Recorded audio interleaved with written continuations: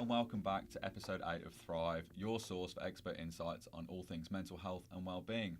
Now today we're going to take a different approach. So normally we look at topics such as, men's health, women's health, and all the sorts of things that people experience in the workplace.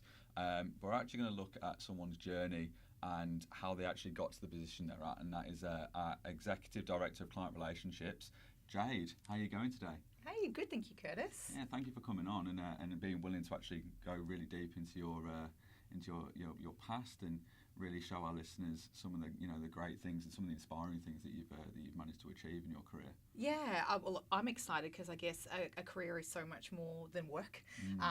It's been a huge personal journey for me, so I'm looking forward to giving people a bit of a glimpse into my career and what's gotten me to where I am today. Yeah, brilliant. So I suppose before we kick off the first question, can you tell the listeners a little bit about yourself?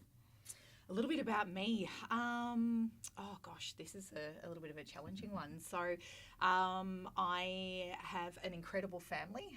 So I've got a partner, I've got 2 small children.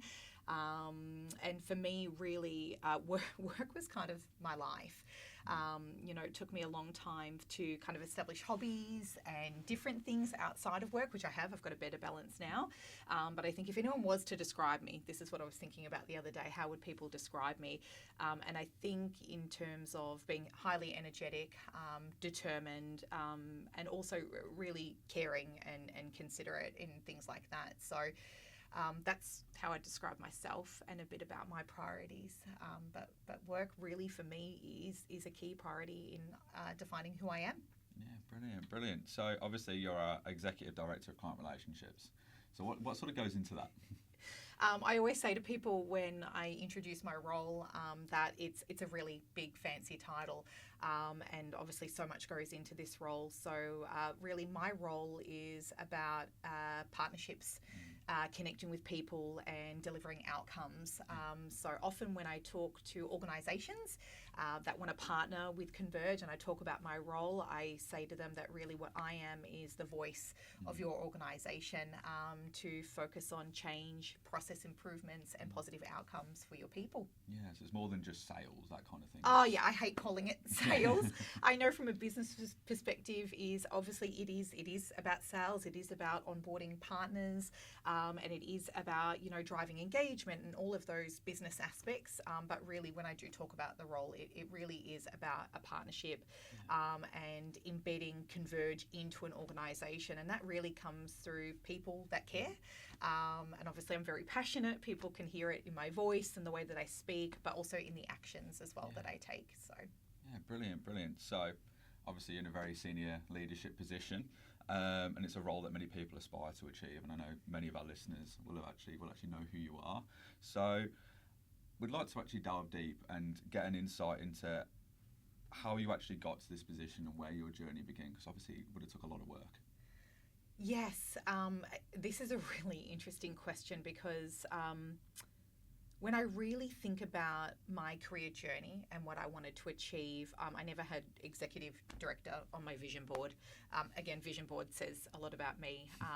I definitely knew from being a young person that I always wanted to be in leadership. I naturally really love working with people, leading people, supporting people, and having measurable outcomes. I'm quite calculated. I love data. I love to be able to measure progress.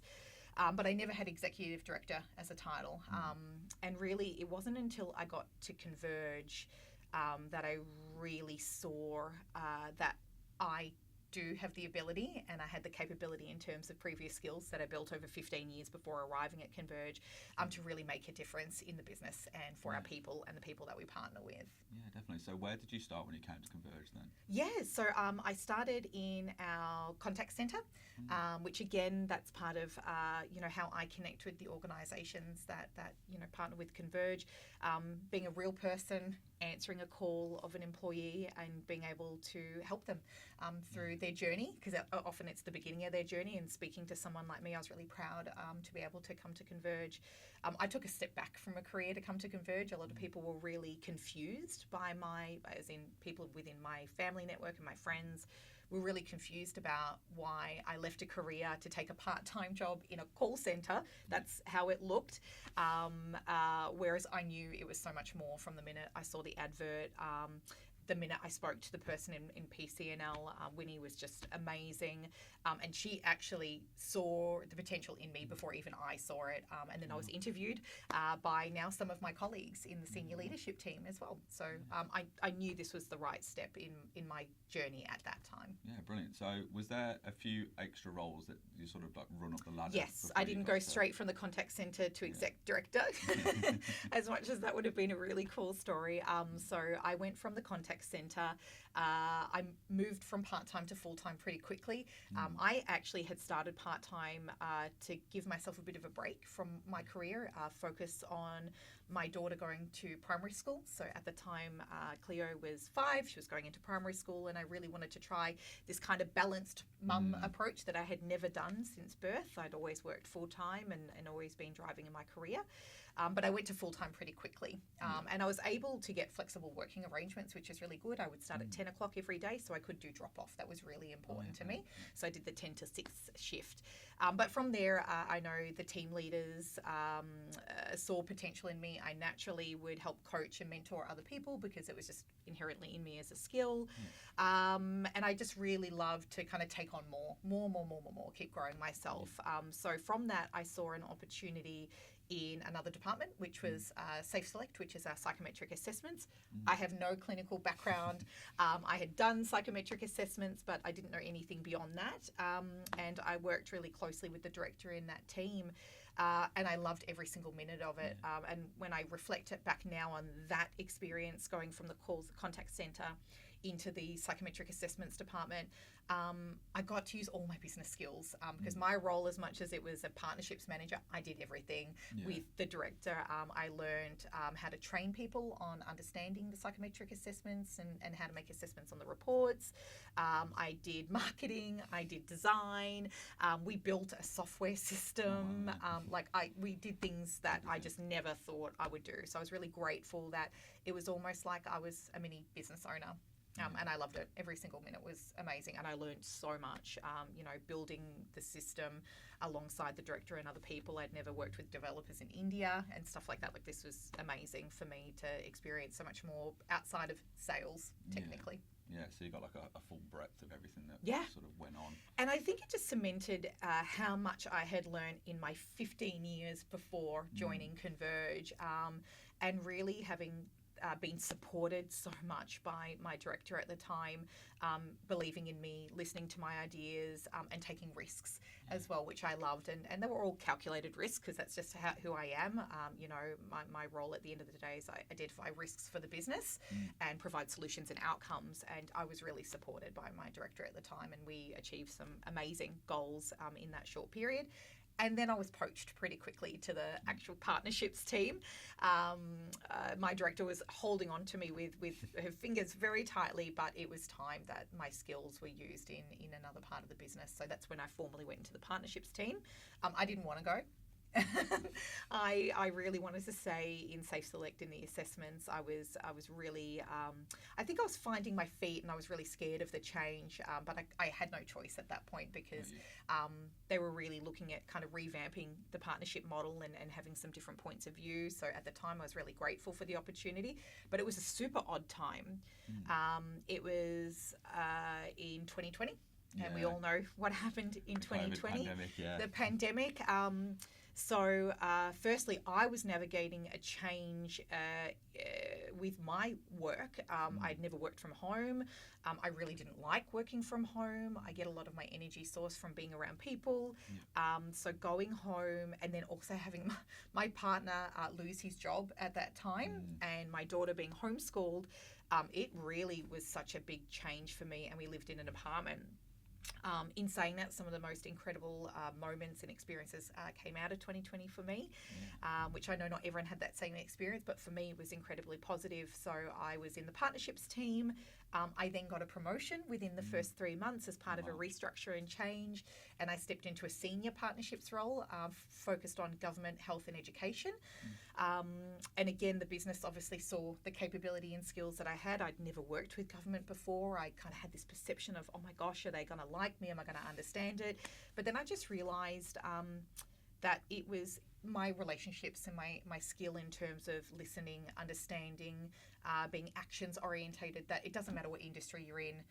That's kind of the expectation of a partnership here. So I really, now actually I still talk to some of the government organisations I partner with till today, and it's been years since I've been out of a formal partnership role.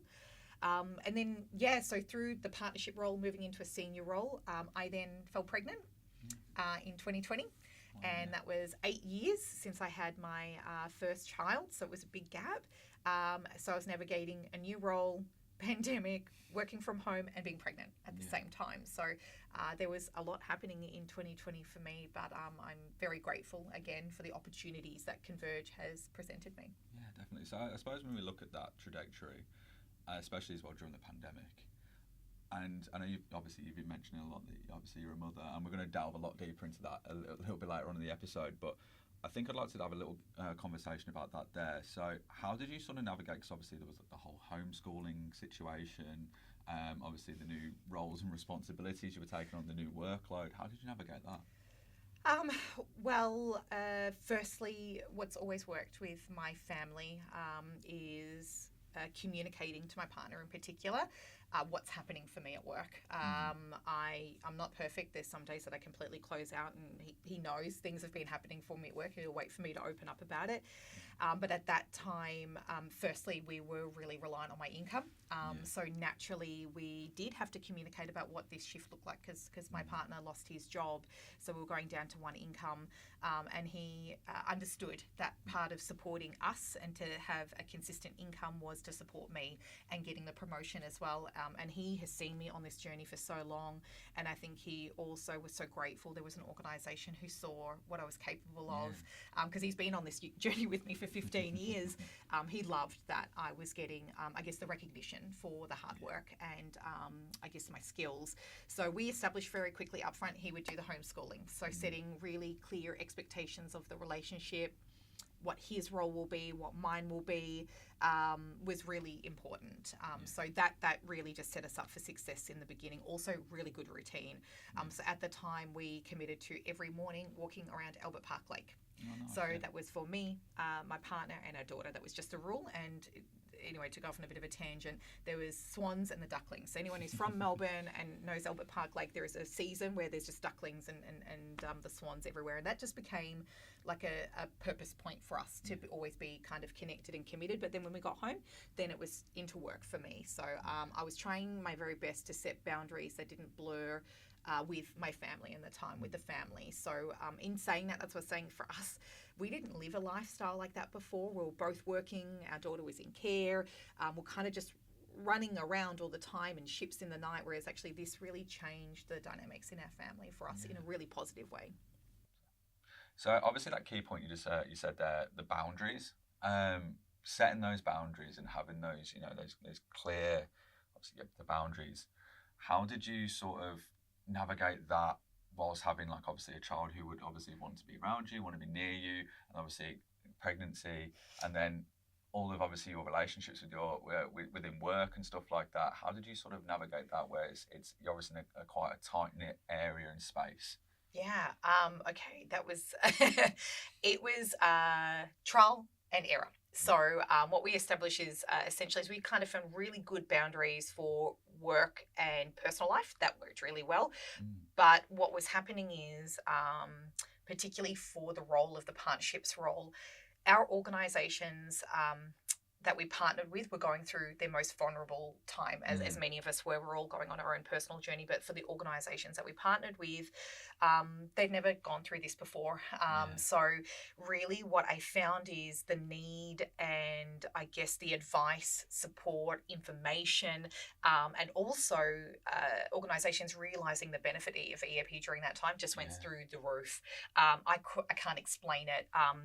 Just general inquiries and calls and partners that we'd had for many years that maybe were more on a, I won't say transactional, but more of like a partnership was more based on just as we need it will go, completely changed. People were looking for Converge now in a more preventative, proactive, embedded way, which is wonderful because it's now completely shaped the way that we partner with organisations to support their employees. They took it really seriously at that time because of, I guess, the impacts it was having on them and their employees. So it got really busy, Curtis. That's the only way I can describe it. So what I thought were really good boundaries, I still needed to meet the demands of the role at the time, and respect that these organisations were going through significant change themselves, and always the outcomes for the employees were front of mind. I know if I was getting an email or getting a phone call either before 9 or after 5, it meant because someone needed support or someone needed information, or there's a need for something. People don't do that unless it's necessary. So I found I did blur my boundaries, to be really honest with you, from a workload capacity. It's like that work-life balance. Yeah, it was a work-life balance. I just realised because work had started to increase, and I really cared about what I did and being able to respond and meet the volume of what was coming through. I found I was working later, and it's so easy to do from home because you don't pack a bag and leave the office.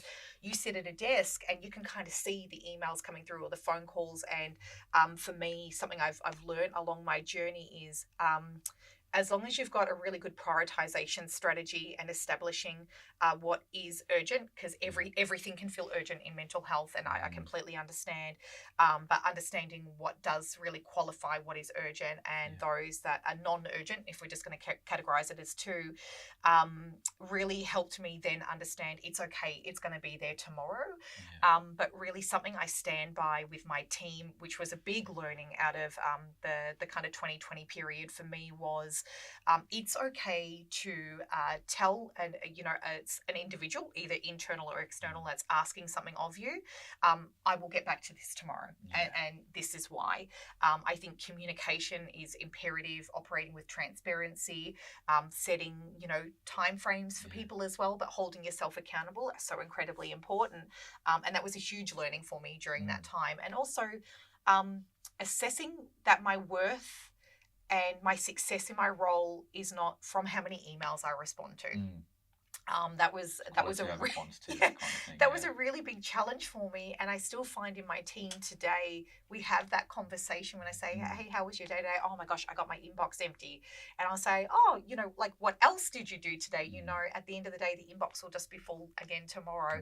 So you need to find different ways of measuring success, and that was really part of that journey for me during that time. Is yes, the boundaries were blurred. It was really busy. I wanted to make sure that I was meeting what I thought were the success measures of me in my role, but then that changed over time. And to be honest, and unless anyone listening has any other feedback for me, but I've never had a complaint about my communication style because of those methods I put in place at that time. It's okay to say you finish at 5 o'clock and you'll get back to them tomorrow morning, or I'll get back to you in the next 48 hours. So that's what I learned really quickly. So I suppose it adds that significant pressure, because the work that we do, or that Converge does, mental health and well-being, it's so at the forefront, and it's not something like I don't know if you experienced this back then. It was obviously isolation was through the roof. A lot of people were feeling very uncertain and uneasy and apprehensive, and then a quick way that they could actually seek support was via our helplines for EAP. Did that add another layer of significant pressure for you? Because obviously you don't want to be like, oh, okay, maybe in other roles or something like that, you could turn around and be like, oh, I'll get to this tomorrow. But when people are having like a difficulty with their mental health, it's not as easy to just turn around and go like, I'll get to this tomorrow. Yeah. Oh my gosh, definitely. Because my role and the team, the partnerships team, is we are the face of Converge with the organisations that we partner with. And to my point earlier was, I know if someone's calling me or sending an email, as much as it might not be about that actual employee, but some materials during that time. So organisations, when they were going through the change, they realised they had to give tips and resources and tools to their employees, saying you are going to be isolated. You might be living on your own. And then they realised we don't actually have any information on our Yeah. intranet or any It updated was so brand information new, on wasn't it. it? It was unprecedented. You No. had nothing. And it switched on so quickly, no one really had time to plan and make a project plan about change management as you Yeah. would if you had months or years leading up to something like this, whereas it just happened overnight. So like an organization would ask me for, oh, hi Jade, with everyone going from home, we want to make sure people are supported to know what's available for them if they are feeling lonely, or if they do want to talk to somebody about the financial impacts they're having. They just went, we haven't updated our posters in 5 years. And I'm like, oh, wow.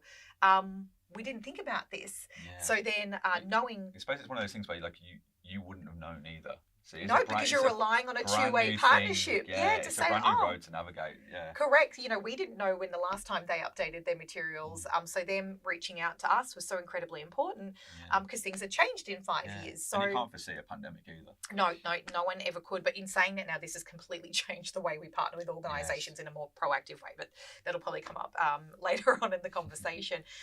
But that was the challenge. Is I knew if someone was asking me from an organisation's perspective about getting updated materials, I instantly thought about the person that was going to make that call. Yeah. So then being able to kind of prioritize that, going, okay, Jade, you know that tomorrow is okay to get those materials, because we want to make sure you've got the right materials, that they're the most recent version of the materials, Correct because really the correct information and the quality of the information was a priority at that point. And knowing that the query is more general in nature as well, even though my brain goes straight to, gosh, they need those posters urgently, so an employee knows who to call. It's like, okay, no, I'm going to break this down rationally, and I'm going to say they already have posters. Our phone line has never changed, so that is all still the same for that employee.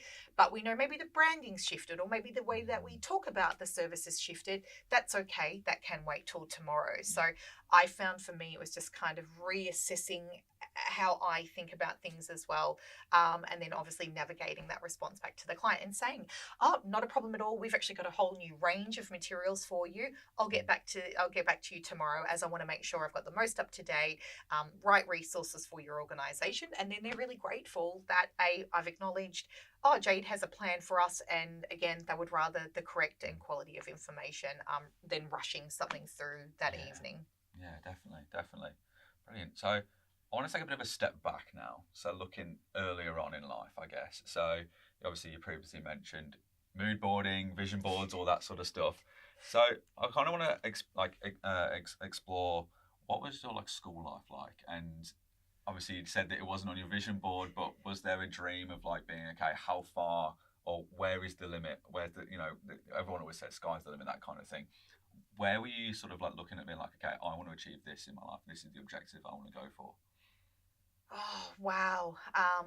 Loaded question. Yeah, no, this is great. So my school life was really interesting.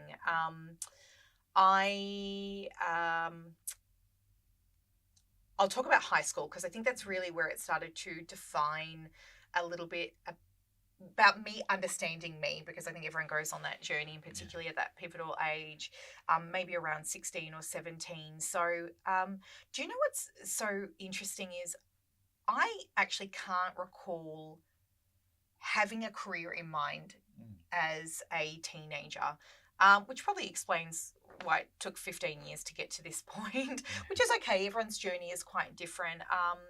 So for me, school was it was social for me, to be honest.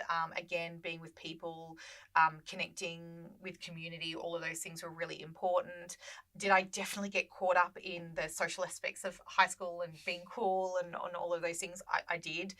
There's no denying that. I don't know if I was actually cool, but again, it's just that whole persona of defining who you are in high school, which definitely it doesn't necessarily turn out to be who you are as an adult. Well, not in my case.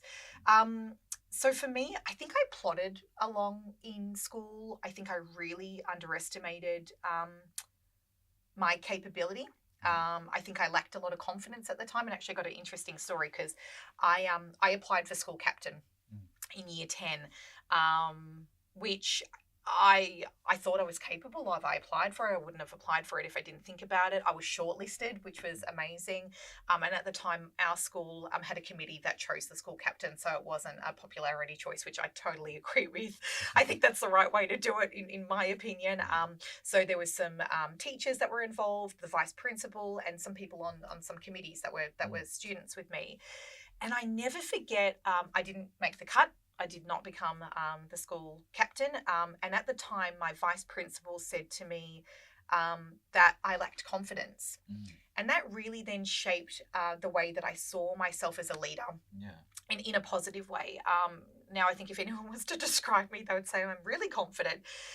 But that was part of that journey for me to establish, well, I want to be a leader, and a leader takes confidence, and then really unpack what confidence meant for me. So that's some kind of key learnings for me in school that really shaped how I started to engage in different ways of learning, and really kind of put myself out there and establish what does confidence mean and what does confidence look like. Because I think sometimes confidence can also lead into ego or arrogance, or perceived ego or arrogance. So it's also about finding that balance between genuine and authentic at the same time. Yeah, 'cause you don't want to be disingenuous. I suppose it's one of those things as well when you look at it, is like confidence, it almost has like negative connotations. Yeah. I know like a lot of people turn around and go like, oh, they're so confident that they're arrogant. Yeah. But I suppose there's like that balance. But then how did you sort of take that feedback then? Because that's probably not a nice thing to hear. No, as a 16-year-old young girl, from your vice principal, at the time, I would have responded very immaturely, not obviously to her face, because I was really respectful. That's, my parents always, said to me, you've got to respect your teachers and respect feedback. It's so incredibly important. But at the time, it was like, go out to the schoolyard. I didn't get school captain because I said I wasn't confident, which in saying that, I think it probably, even me remembering this many years later without giving my age away, that still really sits with me. So at the time, I really did value the feedback. I guess I didn't understand what confidence was or what it meant, but I had to learn what that meant. And I'm so incredibly grateful for the feedback that vice principal gave to me. And that wasn't one of the first instances in high school where I think a teacher really invested into me to help me see my true potential. How did they do that? Well, it was really interesting.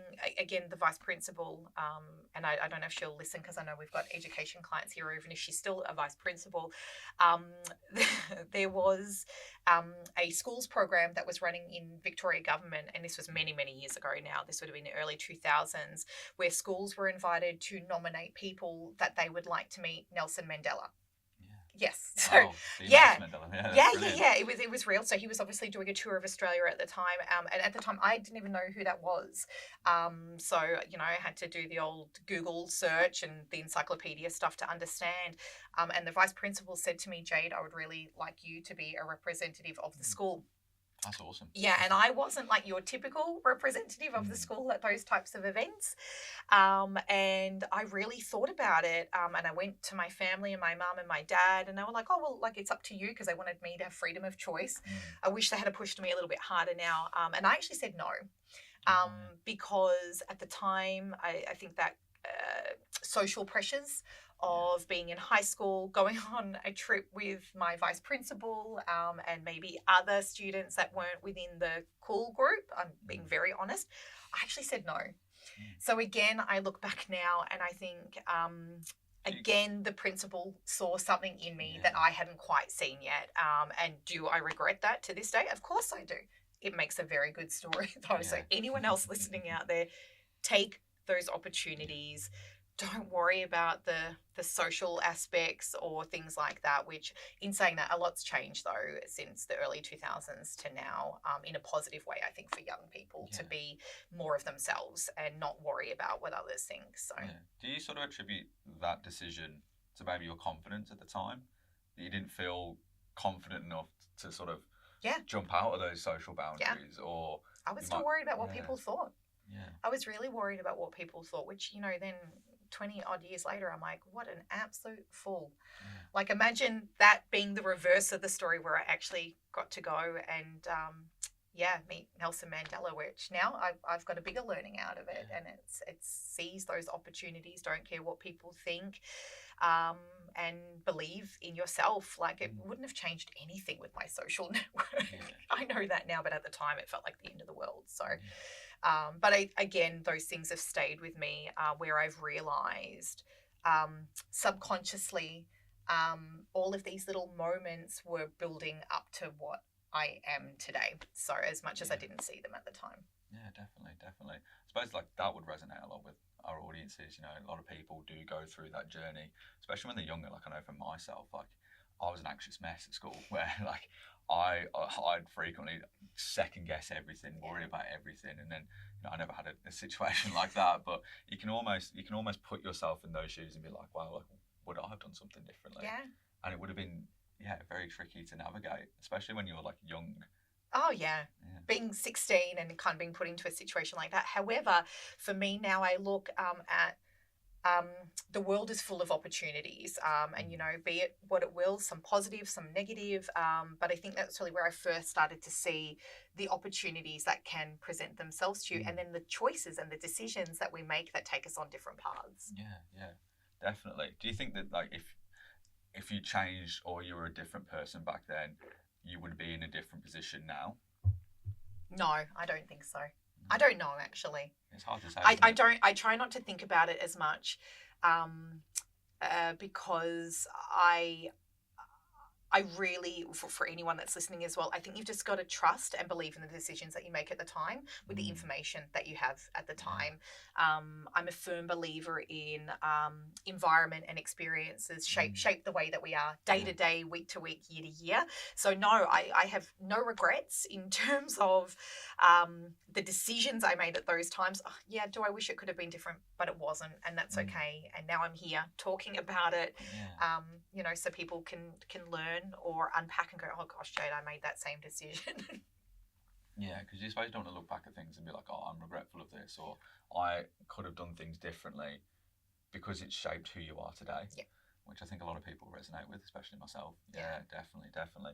So I kind of want to jump a little bit forward then. So obviously, you know, you've said previously you didn't have an idea of what that career would be. I know for me, like a bit about myself. When I was at school, I always wanted to be a lawyer. I was like, I'm going to be a lawyer. I was like, I'm not even that analytical, but I'm like, yep, I want to be a lawyer. I'm going to do this. And then I didn't get the ATAR, and I was like, the whole world was shattered. And then it was finally like, okay, actually, do you know what? I am a keen writer. I love writing, so actually, I can go down this path. And it was the best decision I ever made. So I guess, what led you to come into the position that you are in today, looking back at like past roles and things like that, where you look back and you go, okay, those were the best decisions for me, and this has actually led me on the path I am today? So the 15 years leading up to before I joined Converge, I did a lot of things, and really, I started, I'm going to talk about starting my career when I was 14. I think at the time, if you asked me, is this my career, I would have said no way. But I realize now everything I did between the ages of 14 to when I joined Converge all led me to a career. As much as in high school I didn't know what I wanted to be, or I didn't want to be a teacher. I think in primary school I wanted to be a police officer. That was maybe the only memory I have of wanting to be, and I wanted to be a forensic detective. Like, it was really, you know, very specific. I think at the time, like blue heelers or water rats or something would have been very popular. For those that have no idea what I'm talking about, they were shows that were really significant at the time in Australia.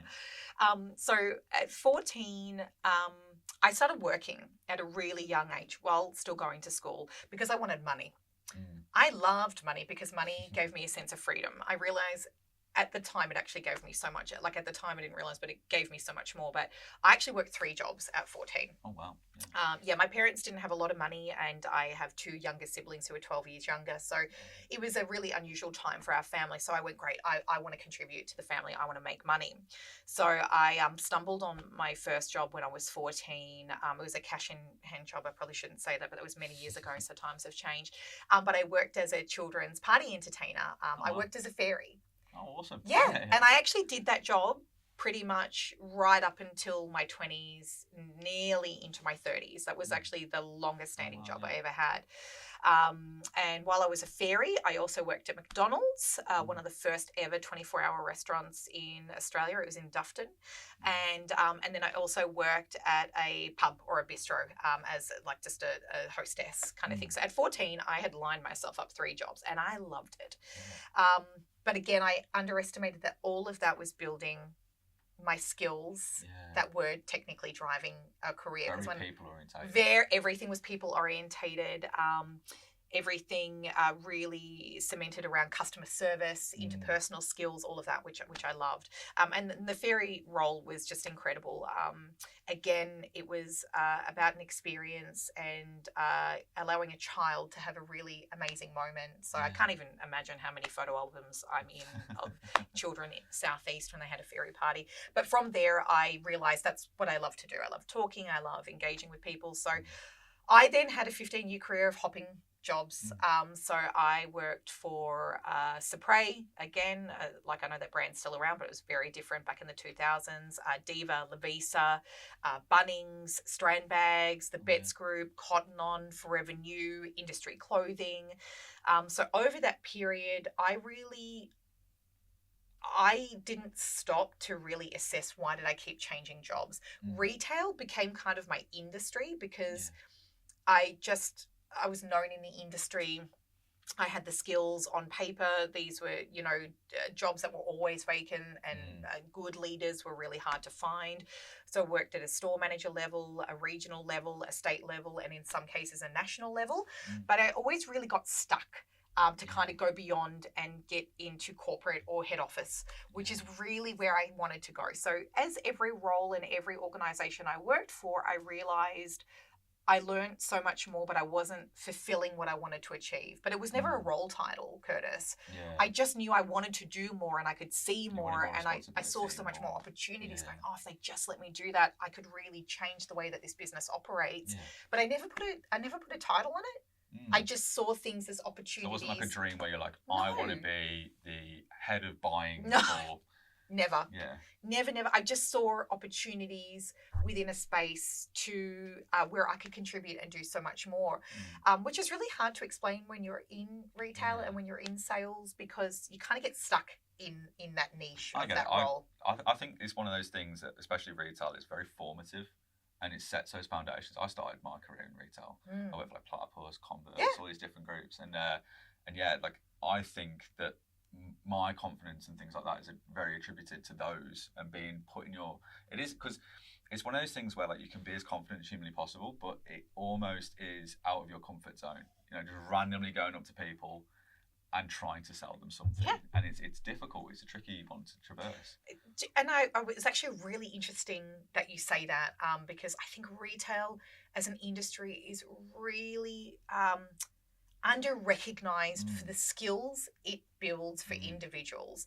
I think also with retail, it's really hard, like a culture in an industry that's really fast-paced and transactional. There's a lot more beyond that, but essentially you're running businesses yourself. Like as a manager, I look back now, I was doing my own hiring, I was doing my own HR, so performance management or disciplinary response. I was doing budgets and forecasting. We were doing stock orders. We were doing P&L reporting. I really look back now and think, gosh, we really underestimate the skills or the expectation of a retail store manager. So then once I kind of elevated from being a store manager, because those things I loved and I was really good at, I then started to train and educate other people on running successful businesses. So at the end of the day, I think that is really what got me to the position I am today as well.